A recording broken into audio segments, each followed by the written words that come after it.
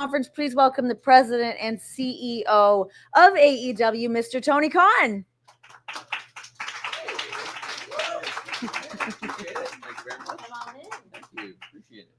I'll just compliment you here, just in the hallway. But what a beautiful jacket on this man. Thank you. Looks great. Well, if I may, I must say, I hope that you've had a great birthday weekend in your hometown. I did. Thank you very much. Let's Good go. way to ring it in. Let's go. A lot of positivity around tonight. Yes, such a great pay-per-view. Yet again, AEW knocked it out of the park. And let's bring on our first guests, yeah? Absolutely. All right, please welcome on the Demand, Ricochet, and the Gates of Agony.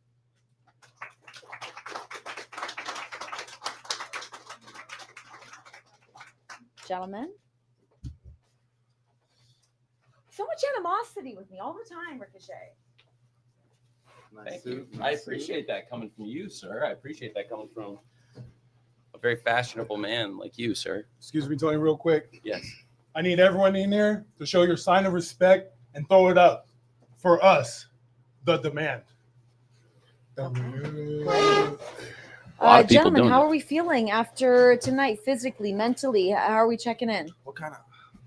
I knew it was going to be some kind of question. Like, what are you talking about? Look, what do you mean? How do we feel? I'm just being courteous. What do you mean? How we feel? Look at these guys. We feel amazing. We just put down one of the most dominating teams in AEW history. Put them down. We didn't just beat them. We put them down. We made an impact. We made a statement. Certainly. And after your background with them, I imagine that was very gratifying to you personally and professionally. You know, you're lucky I like you, Tony. You're very lucky. It's worked out for the worldwide wrestling public that you like me and that you took a chance to come here. I think it's been great. To answer your question, absolutely. After the humiliation that they attempted to put me through, I said this before, MVP, did he not think that something was going to happen? Like, I've been around MVP for years. He's taught me for years. He's the one that took me under his wing and he put me on game. You know what I'm saying? You embarrassed me, and he didn't think that I was going to retaliate in some way. I mean, so I blame him for everything that's happened. So, and tonight, these guys showed how dominant they can be against the Bobby Lashley in the show and Benjamin. They don't mean nothing to these two. They're not afraid of them.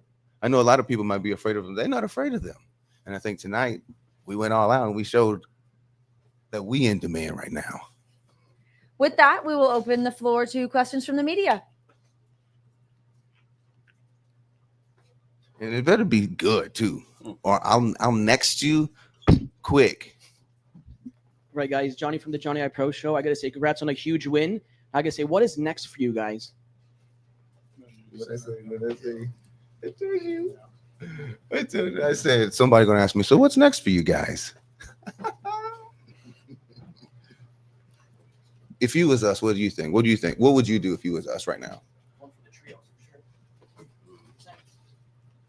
So you already knew the answer to your question before you even asked it. You know what I'm saying? And to go off that, if not for the Hurt Syndicate, we would have beat the Trios champion in the 2300 arena. If not for MVP coming out and hitting me with the cane, we were literally about to win the match. So I say that's the next thing in our horizon. That's got to be. Congrats. We the baddest team. We the baddest team right now. We took out the entire Hurt, not just Bobby Shelton, and MVP. All of them. So we riding high right now.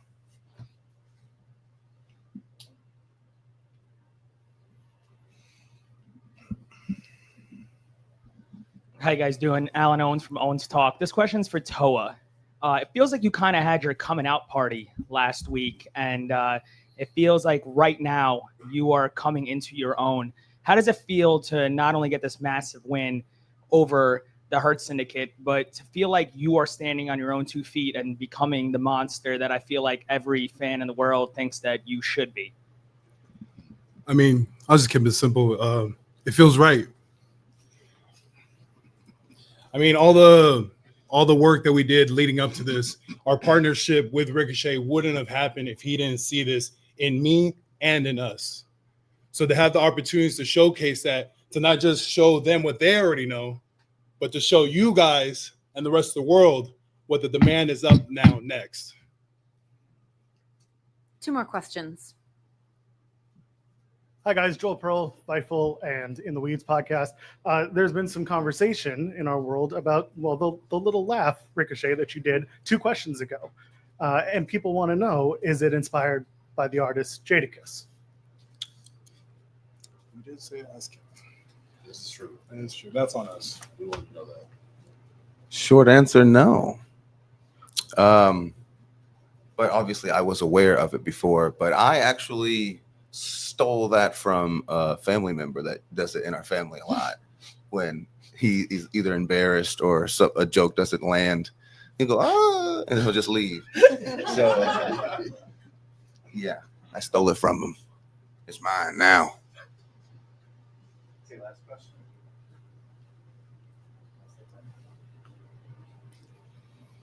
Ella J, a wrestling gal. Last question. The last one. Ricochet, Okay. a few months ago, you said that you were looking to find new allies for yourself. There's a plethora on the roster. Why did you decide to choose Gates of Agony to align yourself with? Why were they fitting for you? Do you see what we look like? Yes, I do. How disrespectful of a question is that? Do we not look like superstars? Why would he not pick us? And I got a question. Did you see their match against the Hurt Syndicate? I did. Did you see the tag match they had? I did. Okay. As soon as I saw that match, I said, these are the guys that's going to take these guys down.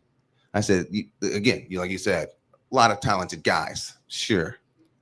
But I need guys who are going to be able to take down the Hurt. I don't need just talented guys. I need the guys. And as soon as I saw that match, I said, those are my guys. Congratulations on a big night for the demand, for the Gates of Agony, the GOA, for Ricochet. Very, very impressive. I have one question about the strategy of this match, and I have to know, because you are a master tactician, Ricochet, I have to know, was it in your plans to try to isolate MVP, to try to take advantage of MVP's anger, to try to get him to overextend himself because he hasn't been as active as the 3 of you? Was that strategy? The moment the match was announced. The moment the match was announced, I said, we taking him out first. Yes. He's the one that we got to lock onto. As soon as it came to fruition, I said, that's the game plan. MVP is one of the greatest strategists in wrestling, one of the smartest people in wrestling, and I have to give a lot of credit to you, Ricochet. That's very brilliant. Absolutely. And I'm sure they had the plan for that. It's just We also had another plan for that. Well, gentlemen, congratulations. A big victory for you tonight. Hopefully you can go out on the streets of Toronto and celebrate a little bit. I would go out on the streets of Toronto. We don't miss our flight. Yeah, I missed my flight.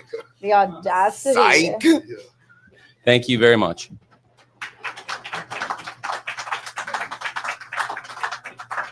Thank you, Phil. Thank you, Kaun. Very impressive. Very impressive. Don't worry, Shall we change the tides here a little bit and maybe bring in some people? Friendlier faces. I was waiting till the door shut. Friendlier faces in AEW. Yeah, let's bring in a friendlier face. Guys, please give it up for our new AEW Women's World Champion, Kris Statlander. Woo-hoo! You did it. You did it. Wow. What a day. What a day. Thank you so much. Thank you. Buddy. Oh my God. You thought I wasn't going to get one. What a moment. Everyone's been waiting to see who is going to be the woman to dethrone Timeless Toni Storm. You're a homegrown talent for AEW. What does it mean to you to be able to have that championship around your waist right now? Well, in front of you right now. Yes. I mean, it's very surreal because, like you said, I've homegrown. I've been here since 2019. I've lost opportunities at this title so often, or not so often, but a good amount of times that I was like, okay, maybe I like slow my roll a little bit. And now 5 years, 6 years later, to be finally sitting here with this is like one of the most insane things ever. And I don't really have a lot of words to describe it, honestly. It's kind of just like, well, here it is. Gotta let it sink in a My- little bit. Yeah. Okay, questions for Kris Statlander. Hi, Derek T. Lewis with the D-Loop podcast on Believe Network. First and foremost, congratulations, champ. You made history tonight in Toronto, becoming the first woman on the roster to be the TBS champion and the AEW Women's World Champion. If you can explain to the people at home and here in this room, what does hitting that milestone mean to you, being the first one to do it? Well, it's been sort of a very up and down journey for me. And I feel like there were so many opportunities that like maybe I could have had the chance to be the first at early on, but I was derailed by my knee injury. So I kept like, oh, maybe I'll come back and maybe I'll be the first person to do this. And then, you know, I get injured and then time passes by and other people step up and take that position for you. So it's like very much so been a little bit not hurtful, but disheartening having to be like, something that was out of my control stopped me from having that historic moment. And now to like finally have something to my name to be like, I'm the first ever to do this is like, it just makes all those injuries, all the hard times, all the ups and downs so worth it, because I worked so unbelievably hard to be in this position that I'm at today. And to finally just to have that title means more than I could ever imagine. Wrestling is insane.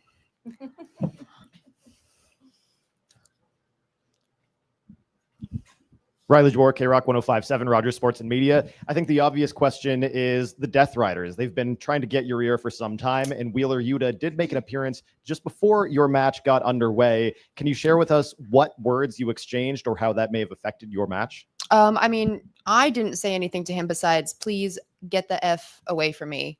I have never once invited him to any of my endeavors, post best friends related things. So I don't know why he knows where I am. I'm assuming he put an AirPod tracker in my bags. He's got to be keeping tabs on me somehow. I was hoping he would be the one to end up in the coffin. Okay, but that's the second. That's the second. That too. Right? Yeah.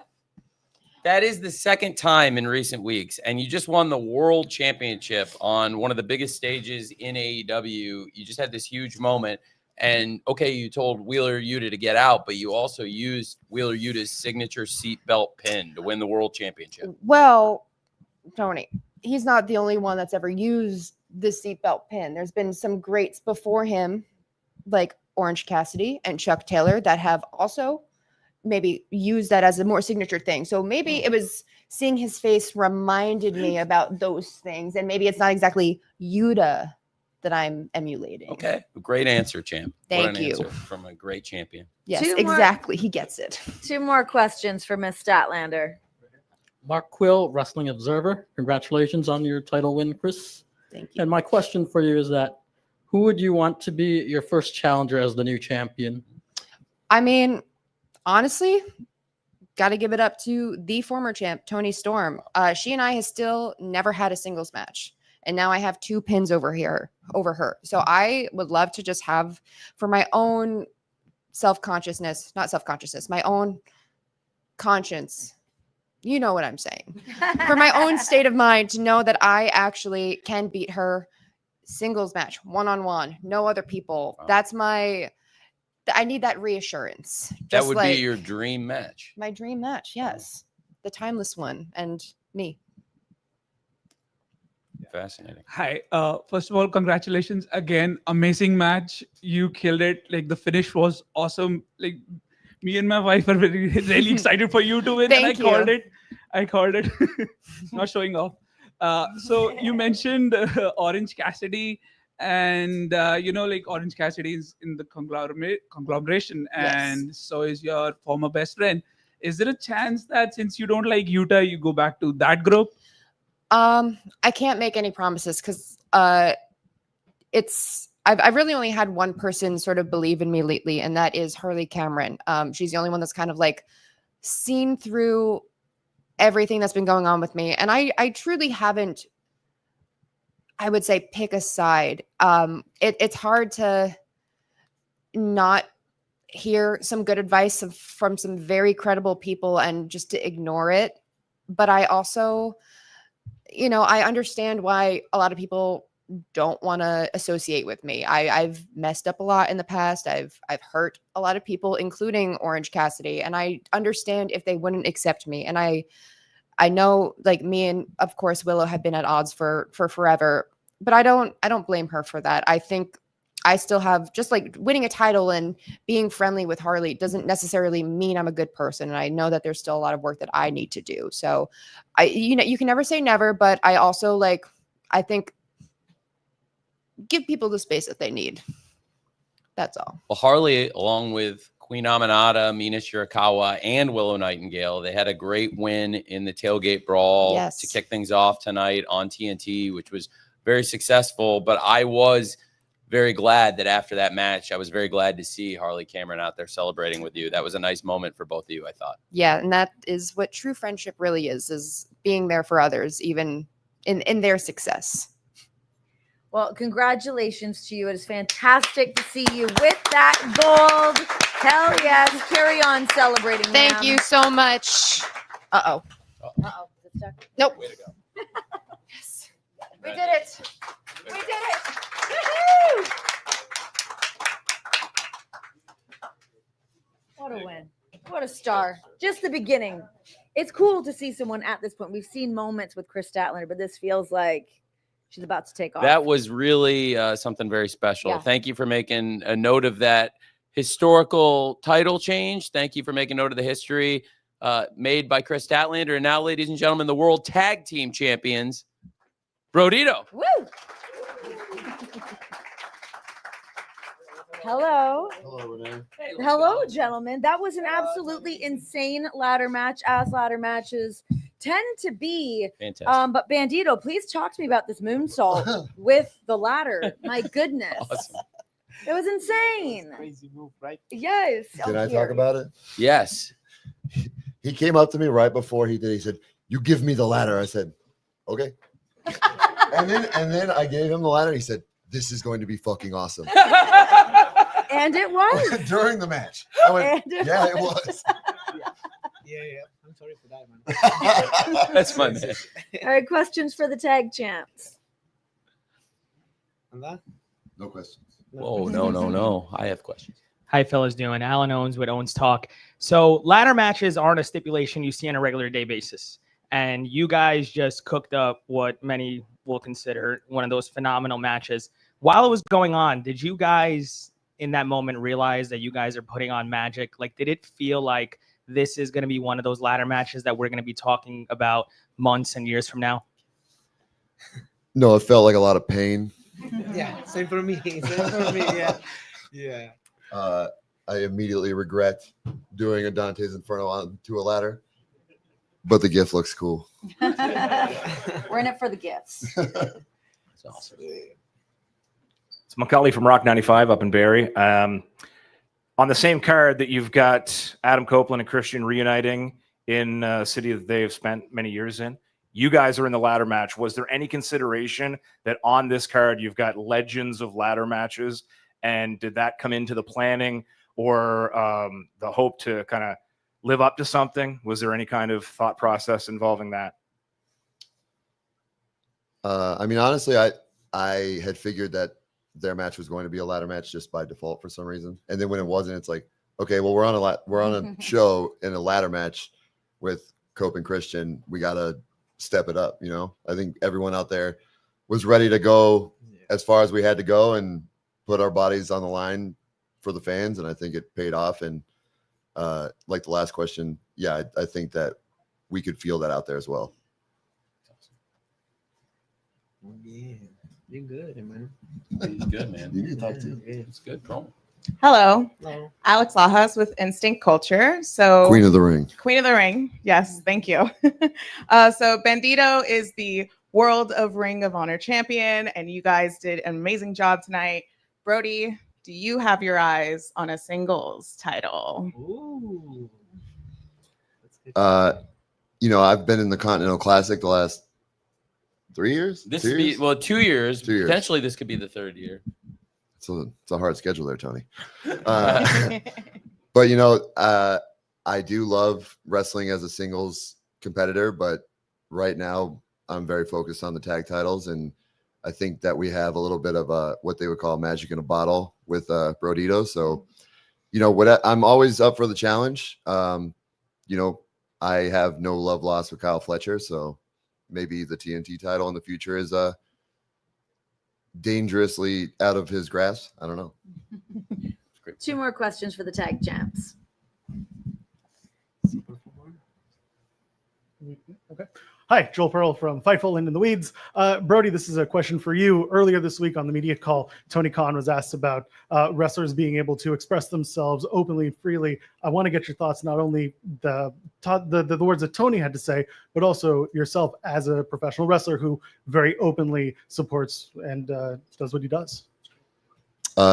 Yeah, I mean, I think it's really important to be able to express your voice with whatever platform you have in life, really, and to have a boss that kind of lets that happen. And obviously I don't think any of us are going out there and doing anything that would damage the reputation of the company or damage the reputation of Tony. So I think everything that people like myself or Hangman or like others that have said something in the past have done is all for the betterment of humanity in general. So yeah, it is amazing to be part of this company, and thank you, Tony, for letting us be the way that we are. Well, I appreciate that. I appreciate that, Brody, and I know that's who you are. I know when Hangman says something, I know that's who he is, and you guys are representing your authentic selves, and you're representing yourselves personally, not necessarily the views of the company. But I think something great about AEW is that the wrestlers really bring their true selves to the ring, and I know that's who you are, and I'm not going to try to make you change what you are and what you believe. But let's not forget, we still have pieces of shit like MJF out there, Let's go. We can all agree on that. Last question. What's up, guys? Scott Cancel from The Score. Sorry. Shout out to The Score. Oh, yes. Shout out to The Score. Score forever. Right. I'm just curious, in a match that chaotic with that many bodies, like what's the key to kind of locking in and making sure, where you're where you're supposed to be, you're hitting your spots, you're making your moves? Bandido, how do you lock in? Well, hey, hello, amigo. That match was crazy, and we just put our bodies, our soul in that ring for all the people from Canada, and I think we do magic in that ring. It's amazing for Brodido and for all the other tag team in this match, and I think it's gonna be like a epic match. Yeah. I also want to note that I've never had a tag team partner that loves wrestling the way that Bandido does, and it's so infectious. And I feel like, for better and worse for my body, he makes me want to go a step further in everything, because he'll be like, "That's it," and you're like, "All right, we're getting crazier, I guess." So yeah, it's a lot of him. He is the spirit of lucha libre and professional wrestling. And it's not a question. It's not a question, but I have to say, from what you guys have been able to do just in the past month alone, from winning the championships at Forbidden Door in London, then defending the championships in the United States, going to Arena Mexico and defending the championships just last Friday, 8 days ago. The first tag title defense outside of AEW. Yeah, it's pretty cool, right? It's the first time those belts have been defended at another promotion like that. Very, very cool history being made. And I thought it was so impressive. You won the championships in the UK. You've defended them in the US, Mexico, now defended them in Canada. You're truly Japan. And now potentially could be defending them in many places, including potentially in Japan. I think you guys are great fighting champions, and I just have to say I'm very proud of both of you. Thank you for everything you're doing. Thank you. Go find these men an ice bath. Cool it down. Ice bath. Thank you. Congrats, guys. Thank you, Brody. Thank you very much. Thank you very much. Thank you. Oh, gracias, someone. Thank you both. Cheers are okay. So you want to do that shit? Thank you. Yeah, I do. No, come on. Oh. Boom, boom, boom. Boom, boom, boom. Got it. You got it. Got it. Thank you. I do love the handshake. Hey, congratulations. Well, let's keep rolling on with the champs, huh? Well, let's keep it going. Let's keep it going. Let's keep it going. Yeah. And we've got more smiling, positive faces than what we saw at the beginning. Yeah, he might not be feeling physically so hot, but guys, please welcome the AEW Men's World Champion, Hangman Adam Page.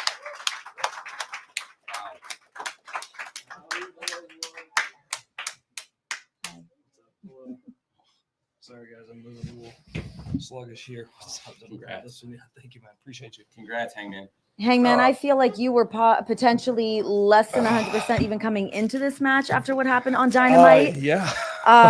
So, I mean, you guys just put yourselves through it out there. How are you feeling right now physically? Rough. Yeah, just honestly rough. But that's the job.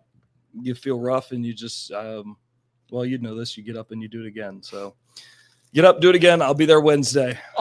That's how it goes. Question for the men's world champion. Mark Quill, Wrestling Observer. Hello. Congrats on the victory. You said prior to the match, you said that Kyle Fletcher was not ready. After the battle that you two had, do you feel that he is ready now? Jesus. He was more ready than I anticipated, I think. There was a point where he hit a brain buster on me, and I managed to kick out, but I lost for a minute, lost strength, lost feeling in the right one. And I'm throwing clotheslines at him, and I'm frustrated because they're like, I'm trying with every, like my brain's doing it, but nothing's happening. Like it won't go.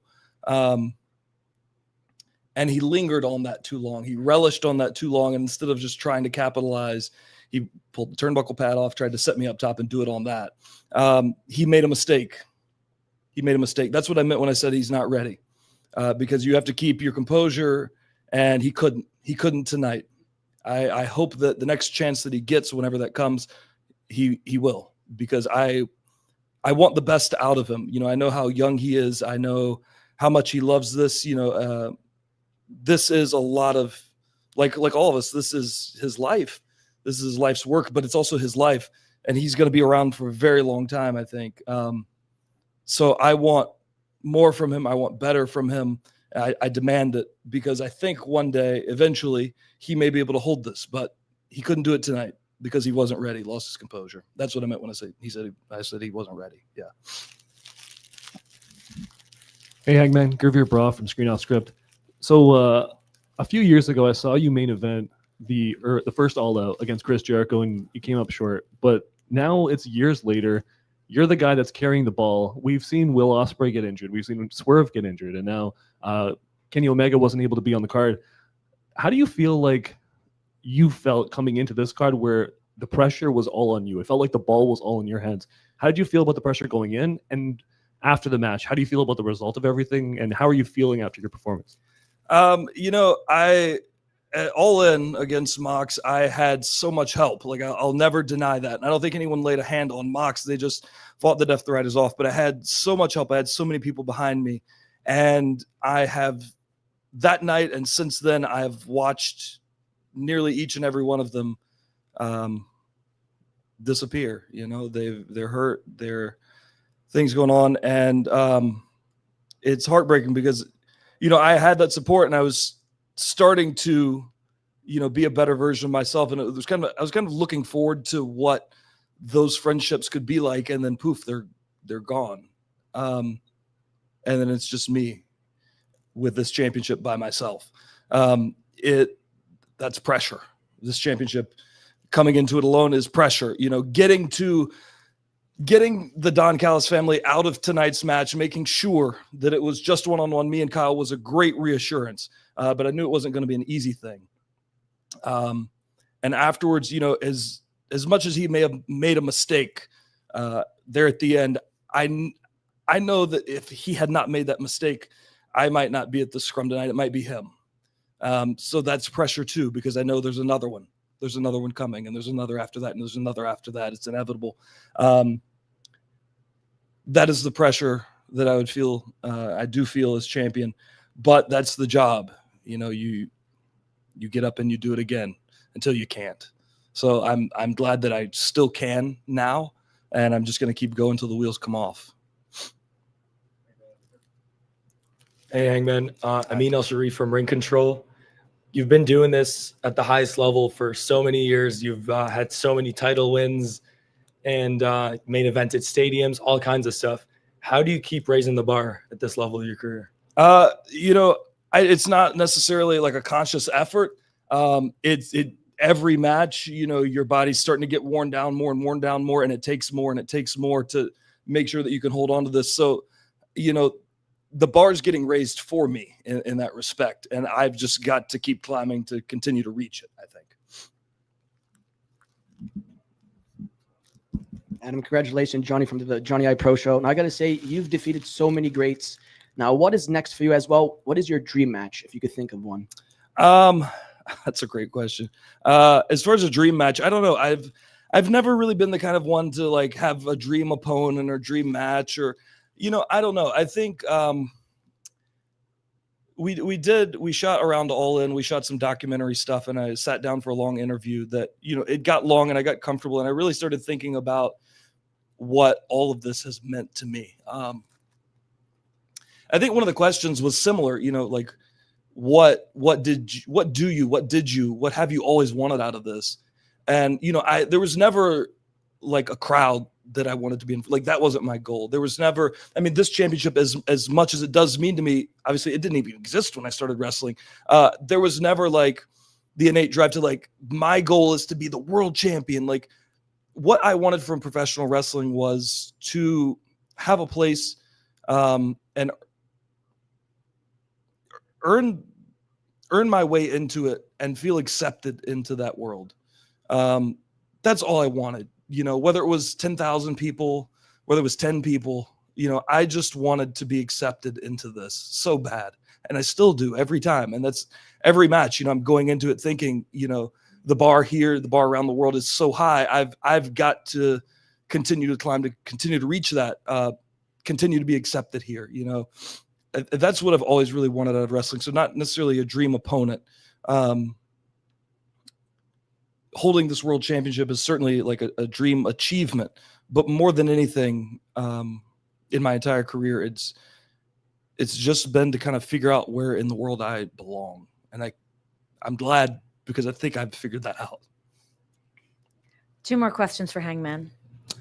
Hangman, John Pollock from Post Wrestling. Hi.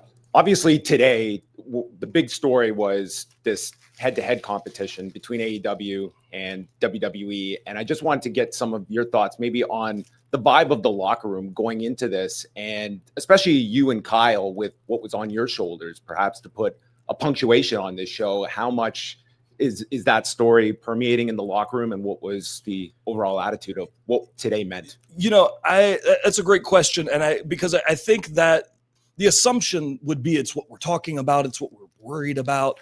But the honest truth is that it's not remotely. It's something that we see coming. When it does happen, it's like, okay, yeah, I figured. And it's not something we're thinking. We're so focused on what we do here. We've got how many people here today? 10, 12? Over 13,000. Over 13,000 people in the building today who came to see us.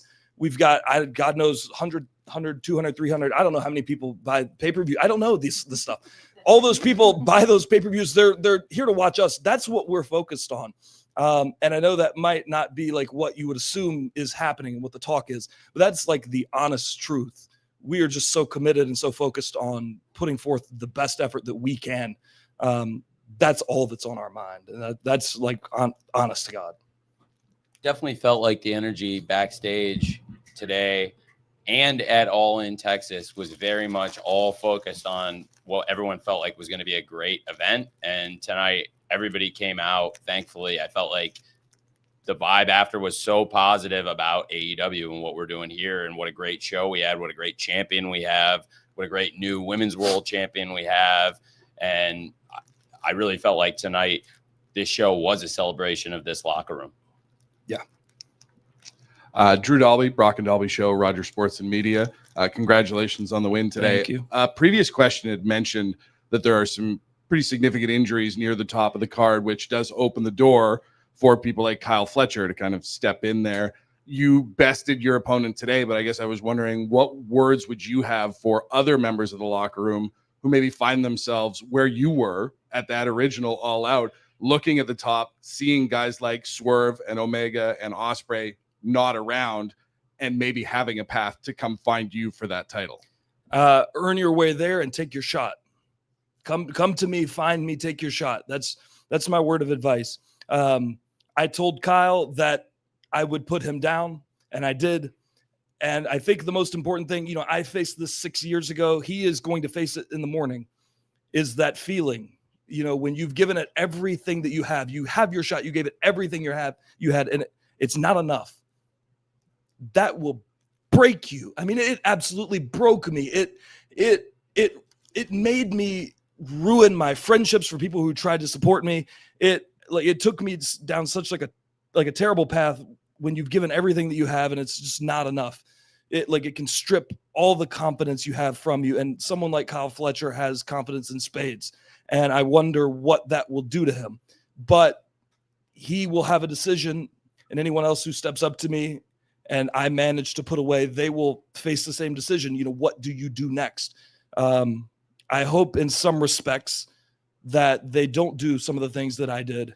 But in a lot of ways, I hope that they do a little bit, because I was able to kind of figure out, who I was, and it was a long path and a long journey. And, I made some regrettable decisions, and I've made plenty more since then. But I think ultimately, that is life, right? And I think, art may imitate life, but what we do kind of just is life. And I would encourage anyone who steps up to me, and like Kyle tomorrow morning, to think long and hard about what you do next, to keep your head down, to keep working, to keep grinding, keep focused on what you want to achieve, because someone like Kyle has all the talent in the world. And, he's 26 years old. I think he will hold this championship one day. It's not today, and it's not tomorrow morning for him.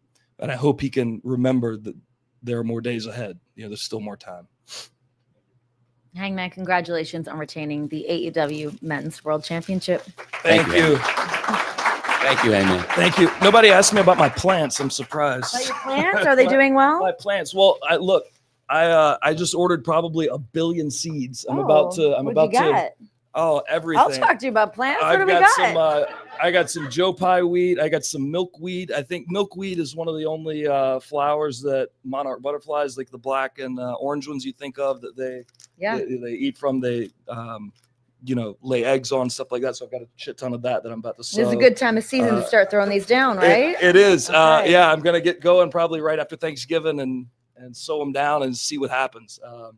I'm very excited about that too. This feels like a Discovery. Feels like a Discovery Channel special. seeds? I want my special. That could Love be it. good. Love it. Thank you guys so managed much. to fight Brian for that. Thank you.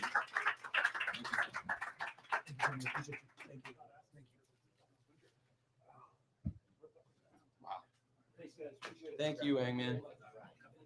You moving over? Yeah, let's I'll do move it. here. Let's do it. Can I use this mic now? Please, it's yours. That's yours. Great. Tony, we did it. You did it. You did it. You did We it. did it. Another successful pay-per-view in the books for AEW. I mean, to see what we did tonight, to see the success, this was one of the highest grossing AEW pay-per-views in history. We saw what the attendance was.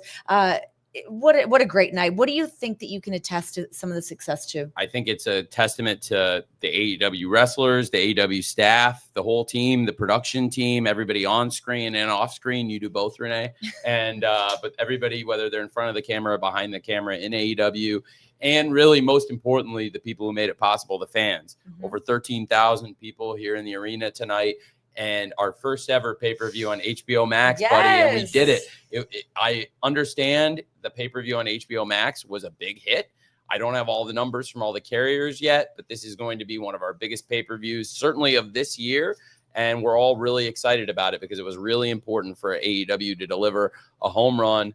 The relationship between AEW and Warner Brothers Discovery is absolutely the lifeblood of AEW.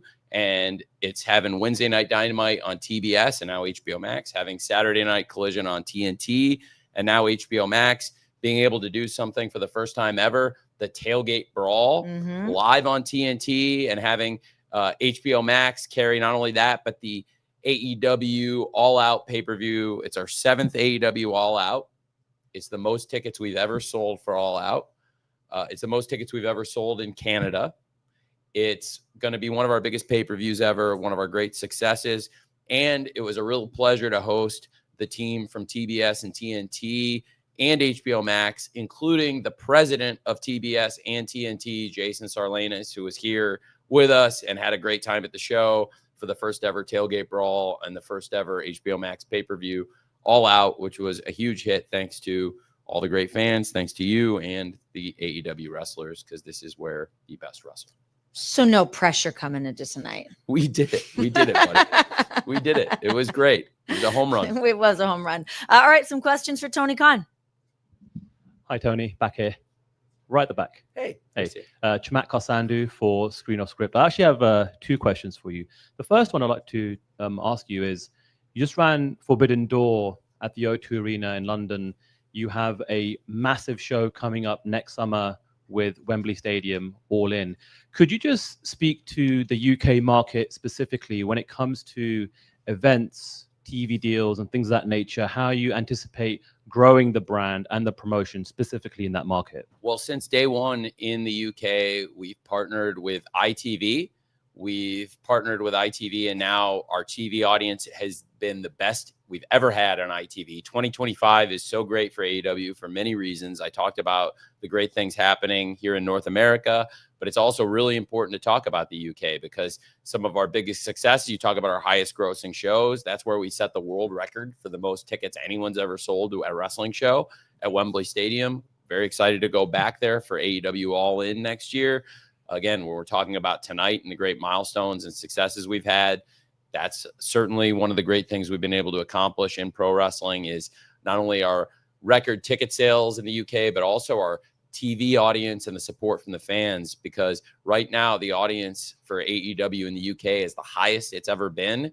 This week, Dynamite was up over 40% over last year on ITV.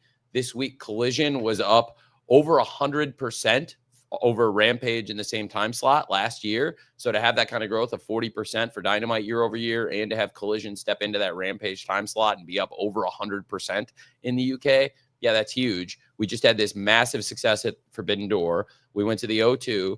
It's the most tickets anybody's ever sold in what I think is the best arena in London, which to me is my personal favorite place on the planet. And I can't wait to be back there. It's going to be really great. We'll be hitting the UK later this year. Very excited to go back to Wales, to Cardiff, where we've had great reception, and to debut in Manchester. Very excited to take the Continental Classic outside of this continent, outside of North America for the first time ever. We've had Continental Classic matches here in Canada and in the US, but never in the UK before. That'll be historic with the Continental Classic debuting in the UK in December. A lot of really exciting things coming up, but I'm glad you asked, because when you talk about the worldwide success of AEW, including here in Canada and in the US with the launch on HBO Max, for TV, for Dynamite and Collision in January, for pay-per-view with All Out tonight, one of the huge advantages that AEW's had from the very beginning is having great fans in the UK and a great media partner in the UK with ITV. And that's why I'm so excited about the success we're having there this year. And it's great that you asked about it. My second question is a bit of a follow-up to this, actually. You're one of the rare people us in the media actually have a bit of access to that has really all the insight to stuff like this. Just a couple of weeks ago, the UFC announced this incredible deal with Paramount Plus, where in the US, it's kind of everything, the whole caboodle. It's like fight nights and pay-per-views under a subscription service. And we're starting to see a few promotions and leagues kind of trend towards that direction. What are your thoughts about that? Is pay-per-view still viable? Could you see a future perhaps where AEW is all under one house, all your shows, Dynamite, Rampage, and pay-per-views? Well, tonight we've had a great milestone. I think domestically in the United States, we are carrying everything on one media company. Everything is on TBS, TNT, and HBO Max in the US. Every show we do, you can watch that way.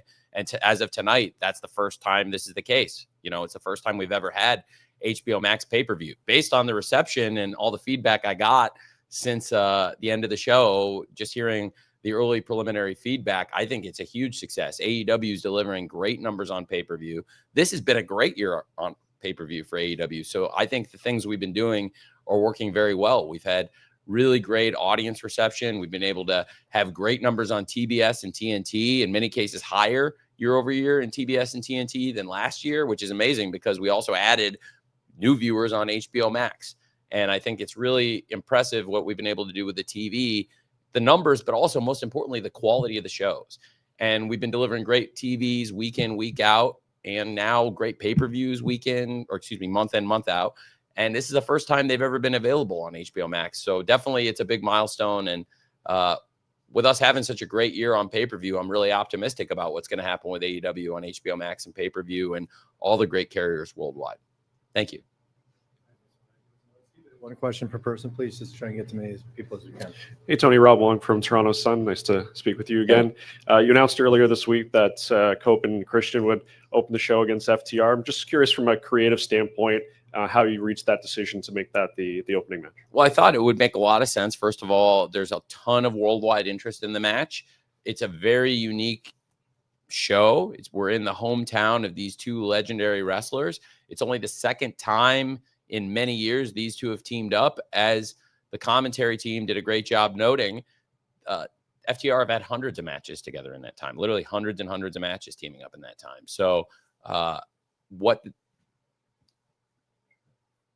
what happened to lead to that match, the rivalry between those four men that's developed, but also the history with everybody involved, the history with Adam Copeland and FTR, what happened with Rated FTR, but even going long back before that, what happened to Adam Copeland. He got knocked out of pro wrestling, and before there even was an AEW, FTR were the guys working out with him that gave him the confidence to get back into the ring. It's kind of unthinkable to all of us backstage that you'd see these guys in this conflict, because I think at one point Adam Copeland would have said these are his three best friends. And the idea that he would ever be teaming with Christian again and teaming with him against FTR months ago, that would have been pretty unthinkable to everybody here. But it was such a great match. The rivalry and the intensity, the way it's built, I thought on Wednesday, everybody was so excited for the match already, but I thought you could feel the excitement go to even another level at the great September to Remember show that we did on Wednesday with that great crowd in London, Ontario. You could feel the excitement for this match in the air. I thought it was a great way to start the show. I also thought when you're doing something special with a start time of 3 p.m. Eastern, noon Pacific time, having a milestone and a match that you can set the time and say, look, that's when this is going on. I think it created an urgency around the pay-per-view to put such an important historic match in that prominent position, if that makes sense. Thanks, Rob. And to see Beth Phoenix out there. Oh, yes. Beth Copeland was awesome. Iconic, that one. But I will say that, you know, it was great to see her, but I don't think any of us wanted to see it go the way that it did for her.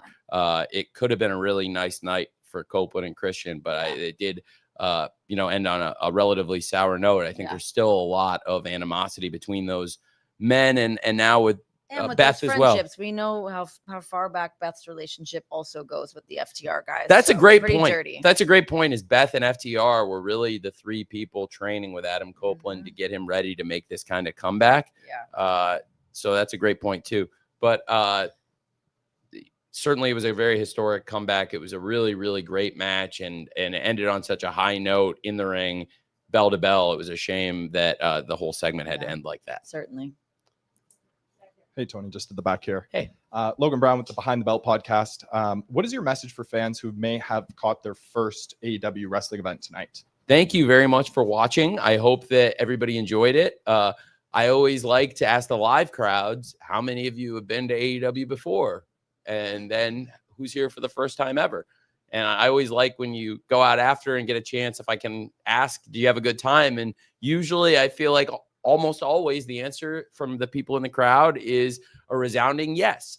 And I would love to say the same thing to everybody watching at home, even though I can't literally hear the feedback like I can from the fans in the arena.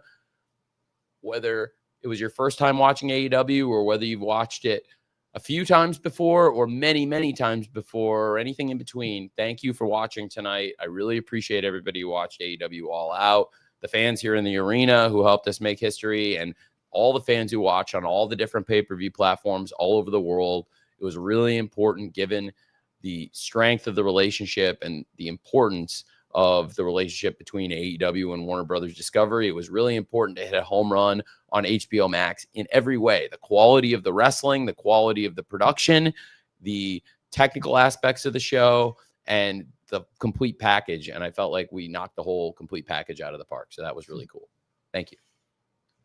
Hi, Tony. Davey Portman from Poison Runner. Hey. You recently changed the start time of this event to earlier in the day. You know, you've got a lot of European fans. It's actually so much more convenient. It's like 8 p.m., 7 p.m. in the UK and the rest of Europe. Would you consider it as a permanent move moving forwards? It's definitely something to think about, especially on Saturdays with the way the schedule works and what we're doing. I do think there's something to it. It'd be something to consider also on some of the Sundays. It's been tremendous for 3 straight pay-per-views. I think the point you're making is definitely something I've taken into consideration.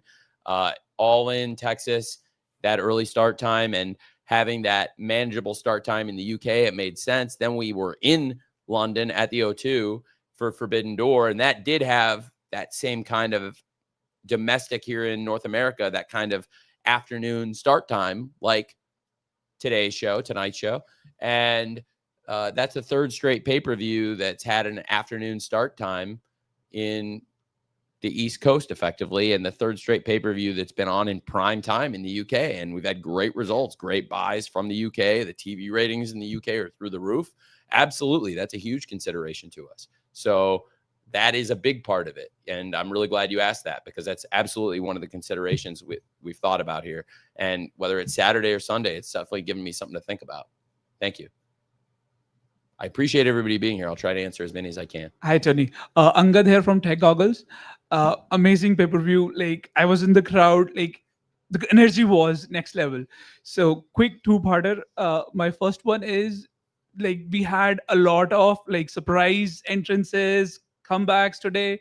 So 2 people that have been trending recently are Chris Jericho and Britt Baker. Even DDP tweeted that she's ready. So, like, anything about that? Any information you have? Well, I think like I said, this was a huge home run of a pay-per-view. We've had a great night. As you said yourself, we've had some great returns to AEW, and the door is always open to have more great stars return. It seems potentially possible that Wednesday, we already teed up a 6-man tag where fans are starting to get some buzz about who would be the trios partner in the conglomeration with Hologram and Mark Briscoe. That's certainly something to watch. And I definitely was really happy to see Jungle Boy and Luchasaurus come back tonight. I think the crowd really enjoyed that. Before we started playing the music, the crowd was already ready for it. And that was some very effective music rights purchasing. And still got it. And absolutely really great to see Eddie Kingston back. For everyone who thought Eddie Kingston wouldn't get the great reaction without it being a surprise, I don't know. I thought he got a pretty great reaction and people very excited to see him. So I thought it was great. And I think Big Bill absolutely deserved an opportunity like that. That guy's been wrestling his ass off for a long time in AEW. He's been on a great roll. Clearly the fans are behind Big Bill, even though he's not a cookie cutter fan favorite. He's a pretty hard edge guy. The fans clearly connect with Big Bill, and he earned an opportunity to get a great match like this on pay-per-view. And I know Eddie wanted to wrestle Big Bill. So it really worked out. I think it was a great return for Eddie Kingston. And I'm looking forward to having him back in AEW as well. So we've had some great returns tonight. And absolutely, there are some other great stars that are away, including those 2 great stars. So absolutely, we're keeping the door open for returns, which could happen anytime. Hey, Tony, just speaking about the HBO Max subject, you're now 9 months into Collision and Dynamite being available there. When you went into this deal, were there certain assumptions you had that maybe have borne themselves out, as well as other surprises about how the linear audience on TBS and TNT have held up? Or I think it's fascinating, John. I think it's really fascinating to look at how the linear audience has been very strong, and clearly based on the correlations, even though I don't have nearly, like, I don't have the info. I don't have not even 1%. I don't have 1/10 of 1% of the information about what goes on HBO Max that I do about TBS. How many people on Earth have access to those? Very HBO few, Max because numbers? it has to be a handful. The streaming companies do a really good job for protecting the information. I don't have it. I swear I don't. And what I think is really amazing to me is what I think is really amazing is we've been able to grow in many cases. In many weeks, you've seen the linear audience actually growing through the year. We've had versus where we ended up last year. You know, what we had just this week for Dynamite was 667,000 P2 viewers for Dynamite, or for the Dynamite portion of September to Remember, and the really strong audience over 500,000 P2 for Collision, which was one of the strongest collisions of the year. And to see these numbers, I think it's really interesting because it would lead me to believe, based on the correlations, that if we are growing the audience with over 50 or particularly 25 plus so much, and seeing that growth 50 plus, even a lot of them are clearly 50 to 54, because you do the calculation and you see the growth in 25 to 54 is higher than the growth in 18 to 49. I think a lot of that 18 to 49 is HBO Max. I think it skews a little younger. There's great reasons to watch either, whether you watch on TBS on Wednesday or HBO Max. I think it's great. If it was me, if you put a gun to my head, I honestly might pick TBS. Why? Because there's probably, on average, usually 12 to 15 minutes more wrestling on TBS or TNT because of the picture-in-pictures. I am somebody who really likes the picture-in-picture wrestling. I only get to see them on tape shows. In the pandemic, I would see them every other Wednesday because it was like we would go live tape, and I like picture-in-picture wrestling. We certainly didn't invent it, but we did bring it back, and I think it adds to the show. You do get that with TBS and TNT right now, but there's great things on HBO Max too. And for a lot, I honestly believe, I think there's young fans that had cut the cord the last few years that have come back to AEW. Clearly, we've seen an over 50 crowd on TBS and TNT come back since last year because we have brought in fans. It's there. The numbers are black and white. There's been people over 50 that weren't watching last year on TBS and TNT that are.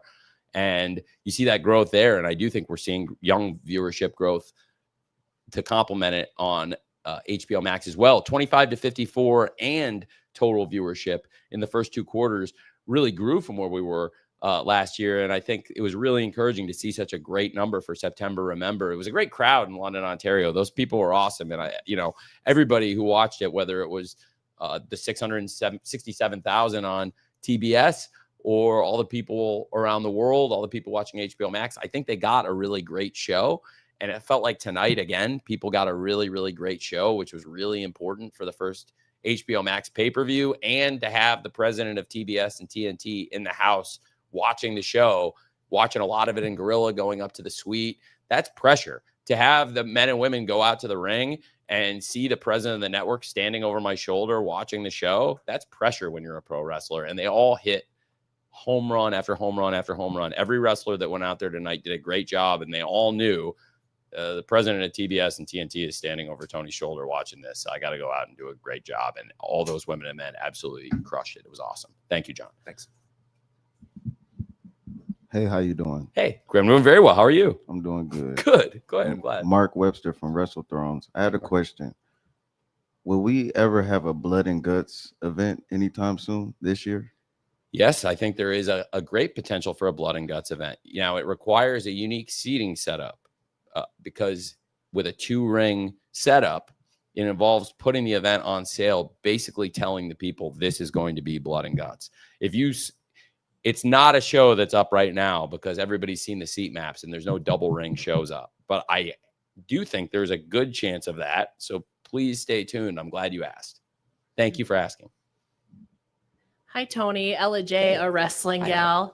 We've heard Renee, Hangman, and Kyle Fletcher referred to the AEW World Championship as the men's World Championship to kind of parallel the women's world title. So I'm curious if you've seriously considered officially changing the title to the men's World Championship. It's, absolutely. It's gotten great traction. I think it's something to consider for the official record keeping. It's still as it has been, but I do think for Hangman, for his graphics, for describing what it is, that's something that's important to him. And that's pretty much a great example of what I'm talking about. If that's something that he believes in and that's his authentic self and that's how he wants the title presented, then that's something I support and believe in. I think it works great both ways. So it's a great question, but definitely with Hangman as the world champion, he asked me about that. And I said, you know what, with Hangman Page, which for the foreseeable future is the world champion, and there's no end in sight. So it is the men's world championship right now. Thank you. Drew Dalby, Brock and Dalby Show, Roger Sports Media. Thanks for having us here today. You tweeted after Dynamite this week that London would get a show every year. You were so happy with how it went. Here in Toronto, they've obviously been spoiled. Ontario in general has been spoiled for AEW programming, but you also said earlier, London is your favorite place in the world. You guys are obviously all over the States. Now, London, Ontario did a great job this week. But when I said London's my favorite place in the world, I meant London, England. That's what I assumed, yes. But that being said, I don't think I've ever been more excited about a pro wrestling crowd than the London crowd this week. And anybody who was in the house, I think some of you I saw there. And that was very real in the commercial breaks when I was coming out, getting the people and just telling them to keep doing what you're doing. And then what I said at the end, too, when I meant it, I've been waiting my whole life to get people. That was unbelievable. They were incredible. The London, Ontario wrestling crowd, London and Ontario certainly putting themselves on the map as one of my favorite places in the world. That's because last year they crushed it. They crushed it on Collision last year. And backstage, I was saying that all day. I was telling everybody, for those of you who weren't at this Collision last year, you're not going to believe this crowd. And people were like, I've never been here before. I don't know what to expect. I was like, listen, for September to Remember, everybody who worked that Collision show last year here knows this is one of the best crowds we've ever had. Just get ready. And people were shocked because it was doing a 3-hour show. Last time we were here, we did a 2-hour Collision. A lot of the people on Dynamite hadn't been there. There was a lot of the crew that had never been to London, Ontario. They didn't know what to expect. And boy, was everybody impressed and blown away. My question would be, with AEW becoming more and more international and you finding more of these hot wrestling crowds all around the world, it's a good problem to have, but are you starting to approach the problem where when you're looking for where the next show is going to be, you feel like some markets have to be left out? Well, no, I think we do wrestling 52 weeks a year. We do multiple shows a week, so it never ends. There's always a chance to come someplace. And the great thing is the cadence can be different, but I think we've gotten in a really good rhythm and have identified cities that have been really loyal to AEW. And I really want to make an effort. Nobody's perfect. I can't say everybody's going to get it right 100% of the time, but I can tell you the cities that have supported us, we're really trying to go back and hit and reward them for supporting AEW. And London was a great example because they did a great job on a Collision last year. They earned themselves a very special 3-hour show that everybody in AEW holds in really high regard. It was really important to all of us to put on a great 3-hour go home for September to Remember in that big spot ahead of this really important pay-per-view, because to be honest, for all of us and everybody that works here, this was one of the most important weeks in the history of the company. So I'm really proud of everybody. Since we first launched the very original Double or Nothing, you could count on one hand how many times there was this amount of pressure in a week on the crew. And back when we started the original Double or Nothing, there was no TV. There was no Dynamite. There was no 3-hour September to Remember. There was certainly no 1-hour live TNT show before a pay-per-view, which we have never done until today. We have never done a TV going into a pay-per-view. It was a very different energy in a good way backstage before going into the pay-per-view than, typically, because we were that much tighter. And again, when you got the president of the network watching the tailgate brawl from Gorilla, that also is good pressure that everybody stepped up and delivered. So these cities that have really stepped up for AEW and delivered for us, we want to keep delivering for them and going back. Tonight, Toronto was great. It's now the second time we've done over $1 million Canadian and over $1 million American in this arena. We've had some great nights. Party. Well, and also yeah. a lot of great milestones in Toronto, including it was our first ever show here in Toronto where Renee arrived in AEW. Right. It's been 3 years. Yes. And Thank you. It's been a blast. I love it. I love being here. I hope you had a great birthday in your hometown. I did. Yeah, I really rang it in. It's been great. My voice is shot from it. So you did great. I'm having a hell of a time. We did it. Mark Quill, Wrestling Observer. To circle back to the question about the AEW originals being used before, is there any chance we'll see Nyla Rose getting used again? Because given how popular she is with fans. Yeah, absolutely. Nyla Rose, another great champion. We saw Rio return just this past month to AEW. Rio, the very first AEW Women's World Champion. She defeated Nyla Rose, and Nyla Rose later captured that championship from her. So we saw the return of one former AEW Women's World Champion to AEW very recently. I think, again, as I said before, tonight we saw so many great returns, and we've set the stage for some big returns. So the door is open to a lot of the great stars being in the ring and with us very soon. 2 more questions for Tony. Maybe 3, because there's 3 hands here. We'll see. Hi, Riley Jabor, K-Rock 1057, Rogers Sports and Media. Tony, we know you're a big statistics and numbers guy, so I have to ask, do you know the exact number of thumbtacks that were in the tables and tacks match tonight? Oh, thousands. At one point, we had talked about saying 10,000, but I think since we didn't know the exact number, we, and given our great relationship with TNT, we thought that, tables and tacks was very appropriate for TNT, especially given Mark had wanted to be challenging for the TNT title, and Max, instead of going on his honeymoon, chose to show up in Philadelphia and hose Mark out of an opportunity at the TNT Championship. So very fitting Mark could get some payback in a TNT match of his own choosing. I don't know exactly how many tacks, but I would think it's safe to say thousands of tacks out there. Hey, Tony. Braden Harrington here from Poison Rana. Want to say great show here. Got to shout out the real London, Ontario again. I want to circle back. That's great. Canadian fans seem to love AEW, and after another great pay-per-view tonight, can the fans expect another pay-per-view possibly in the greater Toronto area? Absolutely. Possibly the Sky Dome one day, maybe? Yeah, I said Are you Sky referring Dome. to the Rogers Center? What? It's What? Sky Dome. Tony, Just call no. it the Sky Dome. Well, my good friends at Rogers would. They would understand. They would understand. But that being said, yeah, that's another great historic venue. I'm really proud to be here in Scotiabank Arena. I'm very proud that we made history here again, that it's our most tickets we've ever sold in Canada, another $1 million gate here. It's real history we've made in Scotiabank. You can bet there's definitely going to be another pay-per-view in Toronto, and I'm quite confident we'll do another pay-per-view here in Scotiabank. There are great venues in Toronto, and like you said, that one of them absolutely is Rogers Center. There are some great places here. We've had great history. Renee arrived in the Coca-Cola Coliseum 3 years ago. Okay. And then we've scaled up. We had Forbidden Door here. And then we had now All Out, our most successful All Out in history, the 7th edition of All Out, the most tickets we've ever sold.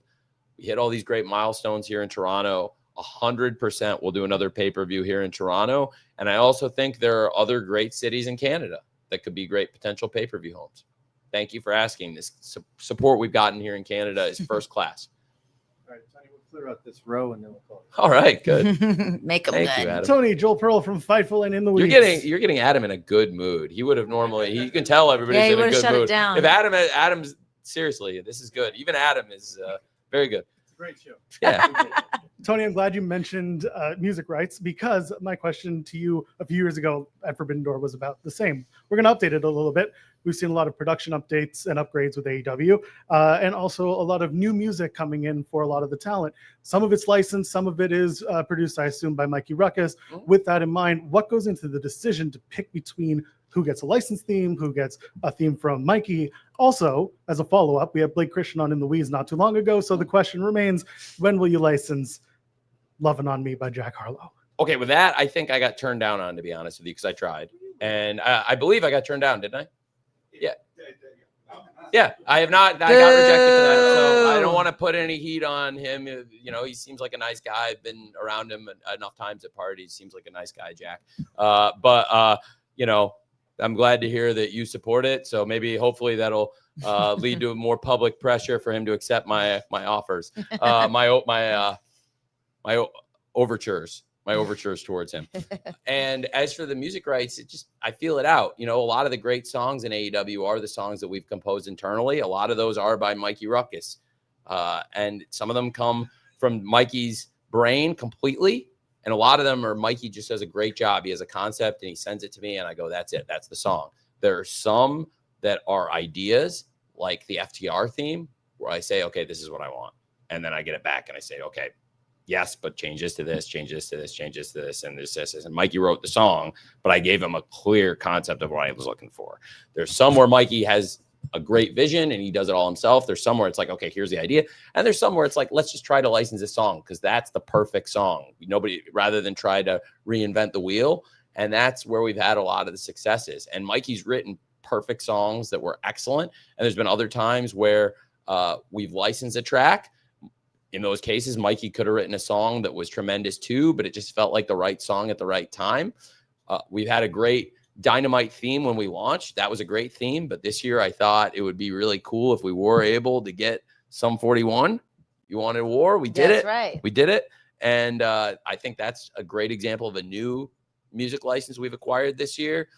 Then there's some music we hadn't heard in a long time, like Tarzan Boy tonight, Baltimore, which was very cool. Brodido had just come back from the match. So Bandido and I, as both big fans of early 2000s CMLL, we were reminiscing about, you know, the GDI, Ultimo Guerrero, Rey Bucanero, Tarzan Boy, the originator. And but boy, was that really nice to hear the crowd get fired up and see them waving, knowing, okay, this is going to just set this place on fire when they actually hear the song. So that's a great example with licensed music. So it's really just kind of got to feel it out, and it's a case-by-case basis. Thank you. Macaulay from Rock 95. First of all, it is a great coat, Tony. Compliments on nice? that. However, Beautiful hers jacket. is better. Yes. My jacket's pretty That good. is a Canadian tux. Absolutely. Let's go. There was a lot of love for London, Ontario earlier, and I was thinking about going in the different direction from behind us. Clearly, Toronto is a regular and loyal market for you, but with the change of philosophies to your TVs being in the more intimate venues to get that kind of insane atmosphere, have you considered Ontario markets a little further off the 401, like Barrie? Maybe Oshawa. Oh, see, this is where Renee's expertise, and okay, well, these are both good. That's two good ones. Durham region. I'm open to all kinds of suggestions. It's been great this week getting back into some of the big, awesome arenas, and I think it served us very well. It was been great running some of these intimate venues, but also having the big crowds in the big arenas, whether it was for the pay-per-view like Forbidden Door at the O2 or tonight, both huge $1 million gates, huge successes, both of them two of the biggest nights in the history of the company. These last that's three straight pay-per-views over $1 million gate, three of the biggest gates in AEW history on the last three pay-per-views, all with the great start time and great pay-per-view numbers from everything we've seen from tonight and knowing what we know about the last few shows, a lot of really positive things. But yeah, it's also great running the shows in the big arenas, and we had great experiences in some of these intimate places, like you said, the Aragon Ballroom in Chicago, the 2300 Arena in Philadelphia. So it can be the best of both worlds, but if the right venue is out there, please, we'll look at anything. And here in Ontario, the support is so good. So, okay, it's good to know. Well, duly noted. Hey, Tony, Derek T. Lewis with the D-Lou podcast on Believe Network. I wanted to ask about AEW Dark. You know, years ago, you know, a lot of opportunity were given to a lot of independent wrestlers. Some that I do know that's on the indies, and some that I didn't know. Could there be an opportunity to bring back Dark to create those opportunities for some of those independent wrestlers? Potentially. I think it's important that we focus as we, you know, when we stopped doing Dark, it was the beginning of Collision. And I think we do a much bigger, more grand, ambitious show each week with what we've been able to build. And we've been able to really grow something this week. The audience that stuck with the Collision for September to Remember was tremendous. We've had really great returns on that show. So going to that cadence and increasing the volume of content that AEW produces each week in 2023, it was an agreement that I made that we would focus on doing the shows that we're doing now. And I think this year we've had such a great run of success with Warner Brothers Discovery to launch the show simulcast on HBO Max, to see great audience retention and some growth on TBS and TNT while we're also putting the shows on HBO Max. Then tonight, putting on a great pay-per-view, putting on a great show in the arena, having great wrestling, great rivalries, great moments, and technically a pay-per-view that worked very well and was received by the fans and worked on a new platform, which can always be hard for all the people working very hard behind the scenes in the truck at HBO Max, all the things that it took to make this happen. So it's a great question. I have interest in it, but I also really enjoy what we're doing with AEW Dynamite, AEW Collision, and the core AEW products. I also spend a lot of time, and I am really proud, and I do think it's worth reevaluating. If you haven't watched it much recently, take a look at what we're doing with Ring of Honor the last several months. It's really strong. I thought the show this Thursday was good. The episodes we've put on YouTube are free for everybody to watch. Also, it worked out. Maybe silver lining, it may have cost me the technical I will get it back from Bright Cove. But I will say that on this last pay-per-view, maybe it was a good thing that everybody got to see that. Maybe it was a good thing that everybody got to see Ring of Honor, what it's become in 2025, and get to see some of these TV shows that we've put up in recent weeks. See the replay we put up of Global Wars Mexico ROH, which was a stacked show that really set the table for Supercard of Honor. And then we had some great shows we put on YouTube that really set the stage for Death Before Dishonor. Death Before Dishonor, that show's free for everybody to watch. If you haven't seen it yet, I thought it was a tremendous, tremendous show. It's not necessarily the scale, the production budget, the kind of big arena and $1 million gate we're trying to do here. It's a really passionate wrestling show. But I think that some of the matches that we've delivered in Ring of Honor this year, whether it's been championship matches involving Athena or Bandido, some of the great matches and moments we've had in ROH this year, I think the promotion has really hit a great stride. Bandido was up here earlier. Two of the best matches I've seen all year, in particular, just sitting up here next to Bandido, were Bandido's match at Supercard with Takeshita and Bandido's match with Hechicero at Death Before Dishonor. And I think the ROH shows, whenever we put up a show on YouTube, I'd like to think it can still fill some of that void of that free YouTube wrestling. Now, we aren't doing it necessarily every week, and I understand the appetite for that. So it is something for me to think about. We make good money putting ROH behind the paywall. That's why it cost so much money when it wasn't working on that technical error. And it ended up being a really great thing because the fan reception to ROH Death Before Dishonor was so positive. People thought it was one of the best shows of the year, and a lot more people saw it because of that. So in the end, maybe it's a really positive thing. It feels like everything has worked out so well for AEW this year. And again, I think we've done really well to focus on, when it comes to AEW Dynamite, Collision, and the pay-per-views, but also there's been an integration of ROH into AEW in a very carefully curated way. It's not exactly what I tried to do 3 years ago, but certainly you've seen, whether it's Bandido, the world champion, being very involved in the AEW shows. Athena has been very involved. Athena's out right now, but will be back with us soon, but has worked so hard and definitely is very beat up after over 1,000 days as world champion, countless great defenses. I do think having a lot of the including we saw the interim world TV champion of ROH, Mina Shirakawa, tonight on the Tailgate Brawl. We've seen a lot of involvement from some of those ROH wrestlers and champions in AEW this year. We saw Dustin Rhodes take on a lot, winning 2 championships in ROH, and then win the TNT championship and eventually maybe take on too much. It was a lot on Dustin's shoulders before it all came crashing down against Kyle Fletcher. I really think what we've done this year with AEW Dynamite and Collision has been great. I'm really proud of it. But for Dark, yeah, I would be open to that. But I think there's other shows and things we can do to kind of fill that void, if it makes sense. And with that being said, I am so proud of what we've done. Renee, thank you for it's been a long day for everybody. We started early this morning. We're in it to win it. We did a great job. It's been a long day. Renee and everybody backstage, this whole team has put in a great shift. We had a very early call time. That's one of the side effects of these earlier start times. And I really appreciate all of you. Thank you to everybody here. I really appreciate all of you. Everybody who watched the pay-per-view tonight. Thank you. And for the people sitting in the room right now, I just want to say, I know a lot of you have been covering AEW for a long time. Some of you have been covering us since the very beginning. Thank you very much. This is the 7th edition of All Out over the past 6 years.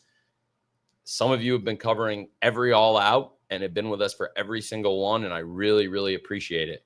Without people covering AEW from the very beginning, before we had a TV deal or anything to hang our hat on, it was the wrestling media that said this is important, that covered it, that gave us the opportunity. And really, before our first pay-per-view, all we had was digital coverage and working with you and trying to get our name, AEW, and our reputation out there and build off that. And it's only possible because of the great wrestlers in AEW, the staff in AEW, the fans, and also all of you cover the wrestling shows, the media. Thank you for working so hard. Thank you for being here today. Thanks for staying to the end. I tried to answer as many questions as I could. Adam was in a very good mood Adam was today. so generous tonight. Adam really let me go, and very, very good. And it's worked out to all of our benefit. I think I thought it was a very good scrum. Thank you, Renee, for Thank you. a great tailgate brawl, a great pay-per-view, a great scrum. You're 3 for 3 yet again. Thank you. And one more time, happy birthday, Renee. Oh, thank you, thank you, thank you. And Tony, a huge congratulations to you on all of the success of All Out tonight. We're going to go up